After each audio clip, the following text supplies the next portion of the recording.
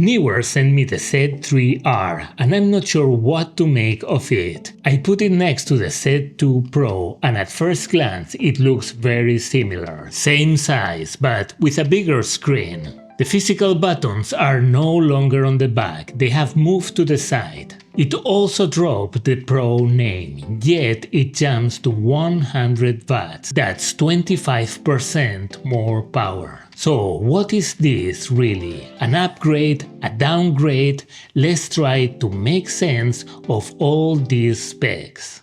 For transparency, Neewer sent me the Z3R to test, but I'm not being paid. These are my own opinions. You'll find affiliate links in the description, and using them helps support the channel at no extra cost to you. One thing that can easily confuse people is that there are two versions of this flash. There is the Z3 with an octagonal head and the Z3R.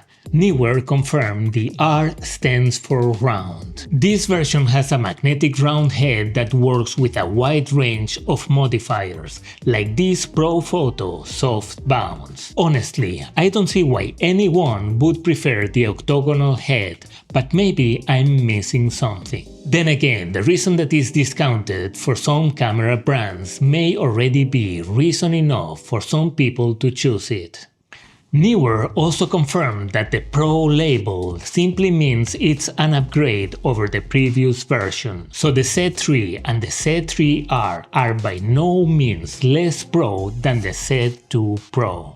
There's a 1-year gap between these models, and for me the redesigned larger tactile screen is a clear win. It makes the whole experience smoother and more intuitive. It feels like we're living through an arms race between flash brands. Every new release has to match or beat the competition on paper. In this case, the Z3R doesn't just keep up with the Godox V100. It matches it or surpasses it across the board. Same 100 watts power and same recycling time. But you get more full power flashes, stronger burst performance, slightly bigger battery capacity and 2 modeling lights instead of 1. A small increase on paper is not a reason to choose one flash over another, but based on the specs, my hands-on experience and the fact that it's about $70 cheaper, the Z3R is clearly a serious contender. I'll compare its light quality to the Godox V1 Mid I recently reviewed. My name is Jose Alcoy and I share tips and reviews on off-camera flash photography. You can grab my free one light setup guide for dramatic portraits, the link is in the description. This is a big flash. On my compact Sony a7C II, it almost feels oversized. That said, it's roughly the same size as the Z2 Pro, and here you're getting 100 watts instead of 76. So the extra power comes without an increase in bulk. At $189 right now, the Z2 Pro offers great value for money. But now that I have both, if I'm bringing a big flash, I will reach for the Z3R. The reason is simple, I can use the extra power when bouncing off high ceilings, or shooting into a large softbox with double diffusion. Alright, let's see what this bazooka can really do. We start by shooting straight on. That gives you harsh light and a subtle retro vibe. The round head looks more pleasing than a traditional Fresnel head. It's not my favorite style, but it's starting to grow on me. I can see why wedding and event photographers like it. I also tried the small dome accessory that comes with the flash, and I cannot see a difference. It looks the same to me. Let's bounce it off the ceiling. Now we get a much more pleasing look with softer skin. I notice a white dot in the catch light reflections. That's on me because I use the flash vertically, instead of tilting it back slightly while bouncing. The round head can tilt forward, backward and to the sides, so you can also bounce the light off a wall. That gives you a lot of options. You just look for white surfaces around you and turn them into a giant softbox. We also stopped by the university canteen because it has this cool wall decoration for the shoot, but it was peak lunch time. If you pay attention, there is a guy eating right behind Catherine. That's the magic of a blurry background. You can get away with a lot.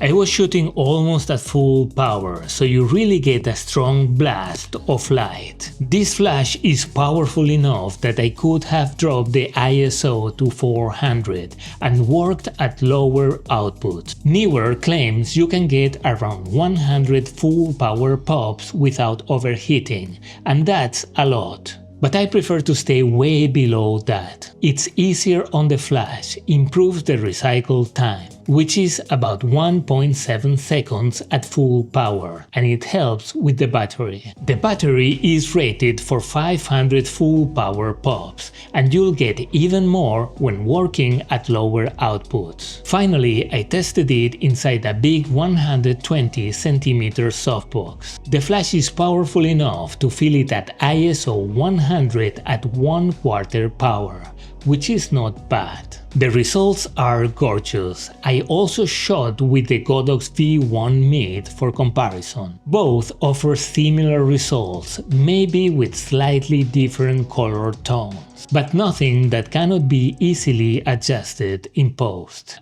I've been a Godox user for more than 10 years. When Neewer sent me the Z2 Pro a few months ago, they didn't include a trigger.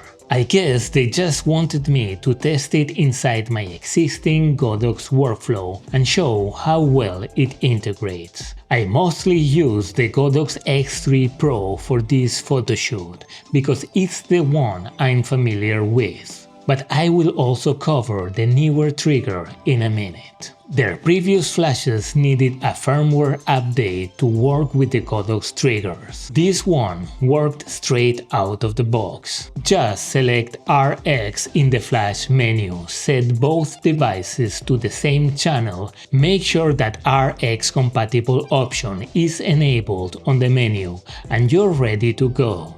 With my Godox X3 Pro, I can control the flash down to 1/256, turn the modeling light on and off, and regulate its intensity. I tested high speed sync, which allows you to shoot above your camera's sync speed, and as long as it's enabled on the Godox trigger, it works. It seems to override the flash's own settings. I don't usually rely on TTL, the automatic mode where power is measured through the lens and can be adjusted from -3 to +3. From what I've seen, it works fine as long as you control compensation either from the trigger or from the flash, but not both at the same time.